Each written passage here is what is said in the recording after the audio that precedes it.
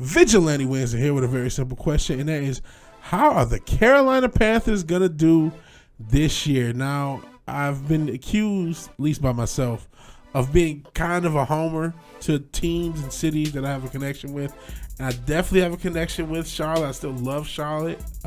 Used to live there for almost 10 years, like 7 or 8 years, something like that. So, I'm familiar with the Carolina Panthers. I remember getting free Krispy Kreme for sure. And then I think Bojangles will do like the free biscuit if they win a game in certain areas. Shout out to Bojangles. I think they do have them in Texas. But that's neither here nor there. Shout out to Public Subs. Shout out to Charlotte. Shout out to the Carolinas. The Carolina Panthers are not that good. 5-12. You would like to think they turned the corner, or at least if they didn't, Bryce Young has turned the corner with what happened last year. Still didn't have the best year in a lot of statistical numbers. Only 15 touchdowns, 9 picks. Missed a couple games because of coach's decision.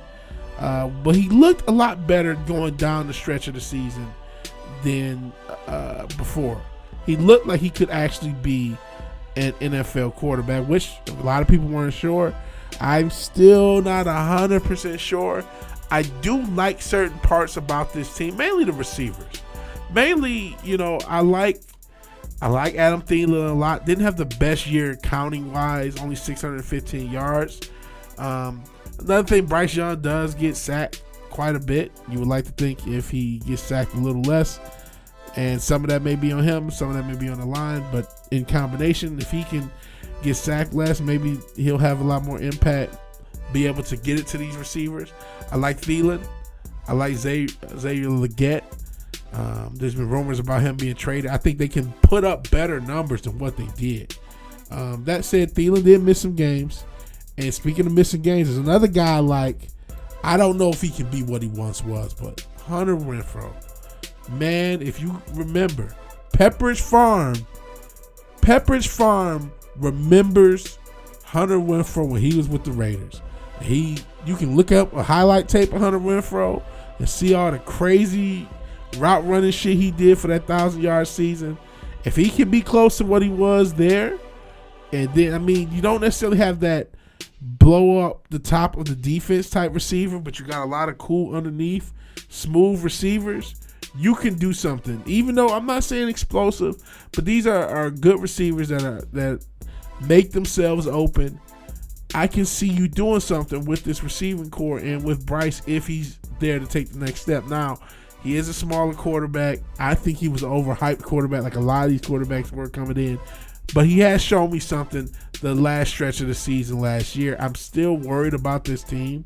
I still don't see them winning. I didn't do a TLDR, but I'll do it now.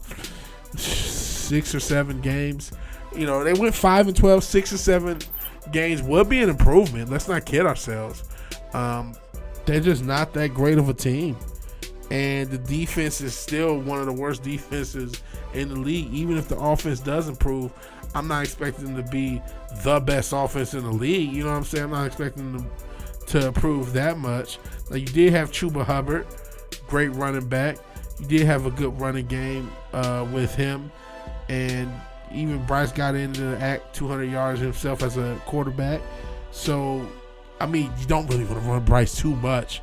You could do some design runs, but he's so small. You just got to think, man, how much is he going to be able to deal with the impact? You were 8th in rushing touchdowns. You were 30th in rushing touchdowns against.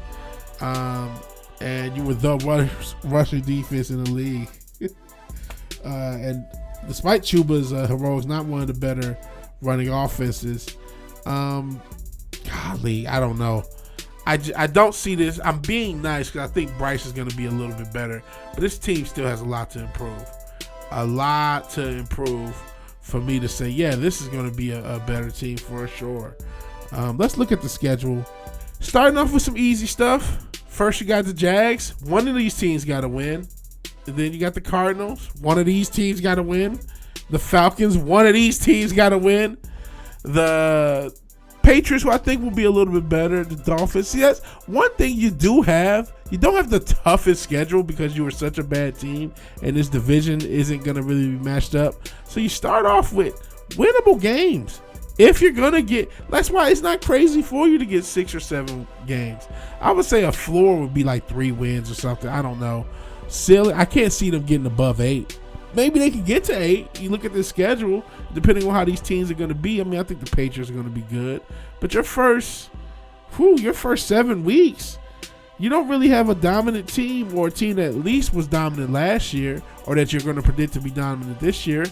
Again, Jaguars, then the Cardinals, then the Falcons, who, yes, they're a divisional team, so that matters. But, I mean, shit, haven't you beaten the Falcons? Yeah, they beat the Falcons the last game of the year. So you're not scared of the Falcons. You don't have no fear of them. That's a divisional team the other way, too. You got to deal with them. So they split with the Falcons last year. They got the Falcons, then they get the Patriots. I think the Patriots are going to be improved. That defense, they spent a lot of money on that defense, better improve. Then the Dolphins, you don't really expect to do much. The Cowboys, I'm not expecting to do much. I could be biased, though. Then the Jets, you expect them to struggle. So the first 7 weeks, you could fuck around and be 500 or above 500 the first 7 weeks, 4-3. If this team's going to improve, they got to at least win 4 of those games or 3 of those games, even if you're, you know what I mean? Even if you're not going to be that great. And then, yeah, you get the Bills, you get the Packers, but then the Saints, again, benefit of not being in the toughest division. The Falcons, again, a team you shouldn't be fearing because you were able to beat them. The 49ers, a team that I think will be improved, but not quite as improved as everyone else. Then you got LA, late bye, the Saints again. Then you get the Bucks, 2 of the last 3 weeks, and Seattle. So you got a schedule. You can get 7 wins out of this schedule. I'm going 6 or 7. I want to say 7. I want to go super homer, go 7. I wanted to say 8. But I just don't think it's going to happen. I think 8 will be lying to the people. It can happen. That's the ceiling. They got a schedule easy enough to get 5, 6, 7 wins, 8 wins. But they also are getting that schedule for a reason. They're not the best team themselves. If they can improve this defense, I apologize. I usually have up, draft picks and things like that. If they can improve this defense, they also drafted a great receiver. I forgot to mention that. Speaking of draft picks, they drafted, they call him T-Mac, Ted McMillan. He's supposed to be a game-changing receiver.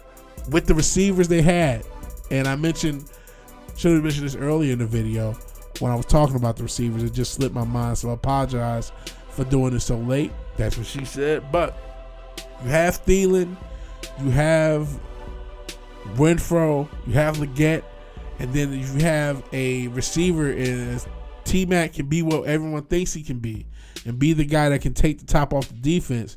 Now these receivers get to eat.